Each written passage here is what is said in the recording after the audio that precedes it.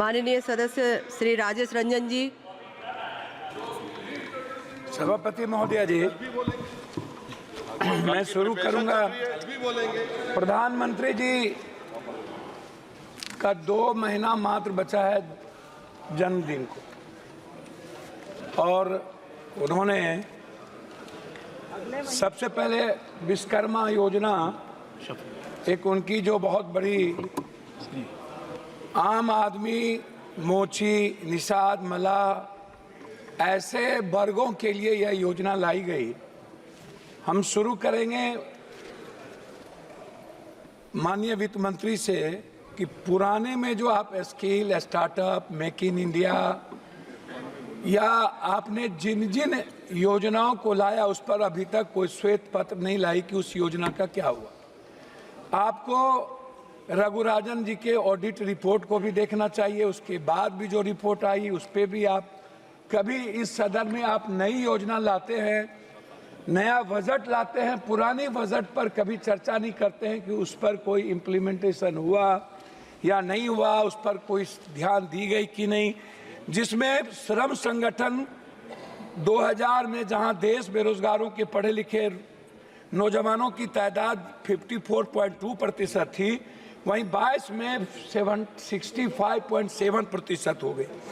मेरा सीधा इस पे है कि जब आपने 13,000 करोड़ रुपया एक विश्वकर्मा योजना पर लाया, या जब आप कहते हैं कि मैं नौकरी के लिए 400 घराना, 400 बड़े कॉरपोरेट को मैंने कहा है कि आप बेरोजगार लड़कों को 5,000 अनुकंपा पर आप इसको इंटेंसिव दीजिए।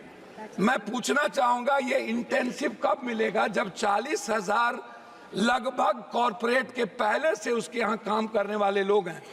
तो 2 करोड़ की योजना में, 2 करोड़ की नौकरी में 25,000 एक कॉरपोरेट पर कहां से वो आएगा? ये जरा सा हमें बताएं, ये कौन सा झूठ वाली बात है बेरोजगारों के लिए।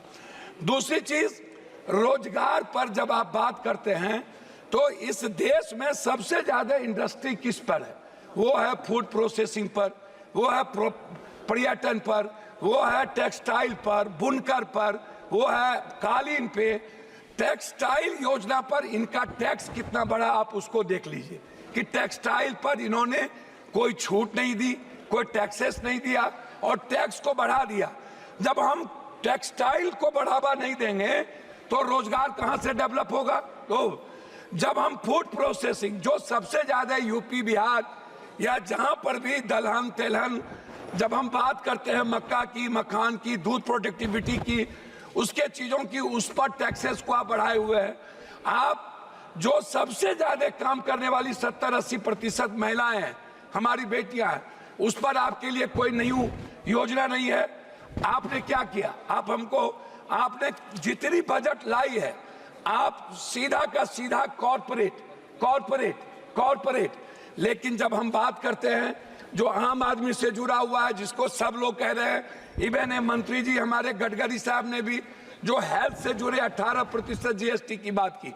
हम अस्पताल को फ्रीडम दे रहे हैं, लेकिन जो आम आदमी की दवाई है, उसका जो इक्विपमेंट है, अल्ट्रासाउंड है, सीटी स्कैन है, एमआरआई है या जांच का विषय है, उस पर हम बोझ डाल रहे हैं। तो आम आदमी को कहां से बेनिफिट मिलेगा? अभी सबसे बड़ी बात क्या है, बैंक की जब बात आती है सभापति महोदया, तो बैंक क्या करती है? हमारे यहाँ बिहार में 100-200 रुपया वाला गरीब लोग बाहर में काम करते हैं, वो बैंक को 100-200 रुपया, 1000 रुपया भेजता है।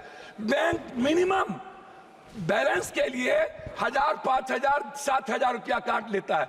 अब आप बताइए, क्या आपने इसको रोकने का कोई प्रयास किया कि बैंक उस पैसे के, जो मिडिल क्लास और गरीब का पैसा है, जो बाहर से अपने माँ बाप को भेजता है, वो पैसा ना काटे? ये इस पर आपने कभी चर्चा की कि बैंक जिस तरीके से आज बैंक आपका बैंक आपको कितना पर लोन देता है? आपने बैंक को क्या बेनिफिट दी, या बैंक को आपने क्या कहा? जो बांग्लादेश में आज जो मोहम्मद यूनुस को वहां बनाने की मांग उठी, क्यों उठा? उसका कारण क्या था? उसके सबसे बड़े कारण थे कि उन्होंने बैंकिंग सेक्टर को आम लोगों के लिए उसके लिबरलाइज, उसको लोन का, उसके ब्याज और उसकी सूद को कम किया। लेकिन क्या मिडिल क्लास कोई गरीब आदमी कर सकता है? हम आते हैं किसान पर, आपने किसान पर टैक्स नहीं बढ़ाया, लेकिन आपने क्या किया? 50 किलो खाद को आपने 45 किलो कर दिया, आपने 40 किलो कर दिया। मैं जानना चाहता हूं कि 45 किलो को 50 किलो को क्यों कम कर दिया।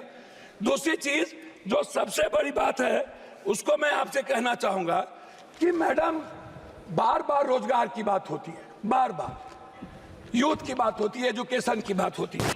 हमें आप मैडम बताइए, दलितों को स्कॉलरशिप मिलता था, स्कॉलरशिप में अब क्या किया गया, उस दलित के स्कॉलरशिप को रोक दिया गया।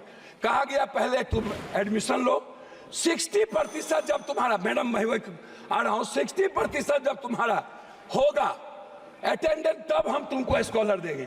इस तरह मिनिमम मदरसे की आप चीजों को 2 करोड़ कर दिए। आप अल्पसंख्यक जैसे मौलाना आजाद जो फेलोशिप था उसको आपने बंद कर दिया। आपने बजट को आपने सीधा 117 करोड़ पर ले आए अल्पसंख्यक के लिए। तो जो आप सबका विकास सबकी बात करते हैं नरेंद्र मोदी जी की सरकार। मेरा मैडम लास्ट है बिहार से।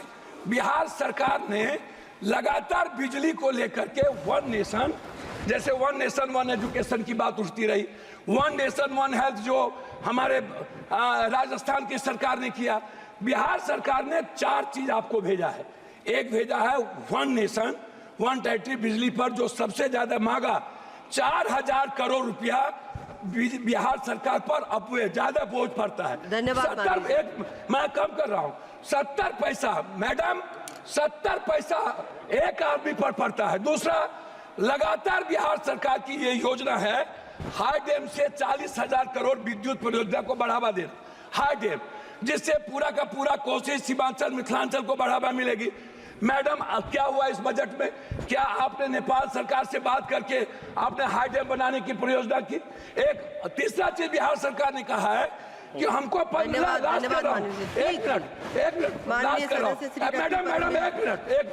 बिहार सरकार ने कहा है कि हमको उद्योग को बढ़ावा देने के लिए हमको 15 साल आप जीएसटी माफ कर दीजिए ताकि हम अपने डेवलप करें। आपका हमको नहीं चाहिए। चाहे डालमिया नगर, हमको आईएम की बात हमने किया पूर्णिया में, हमने आईटी की बात किया पूर्णिया में, हमने बात की मक्का और मखान पर फैक्ट्री की, आपने वो नहीं किया।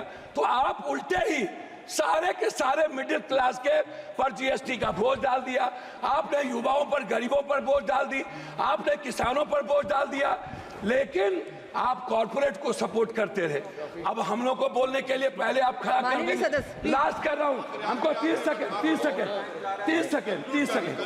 हम 30 सेकंड के लिए 30 सेकंड कंप्लीट। मेरा आग्रह ये है कि कम से कम बिहार के लिए मेरा आग्रह आपसे है कि विशेष पैकेज, विशेष राज्य की बात हमारे मुख्यमंत्री करते रहे हैं, हम लोग मिलकर विशेष पैकेज वाटर, पर्यावरण और जलवायु और पर्यटन, सबसे विशेष पैकेज हम कोसी सीमांचल के लिए विशेष पैकेज की मांग करते हैं ताकि मक्का और मखान पर आधारित फैक्ट्री को डेवलप करें। हम अधिक से अधिक बिहार में हम एयरपोर्ट को डेवलप करें। इसके लिए आपकी कोई योजना नहीं है। For exclusive and insightful videos, subscribe to our new channel ABP Live Premium.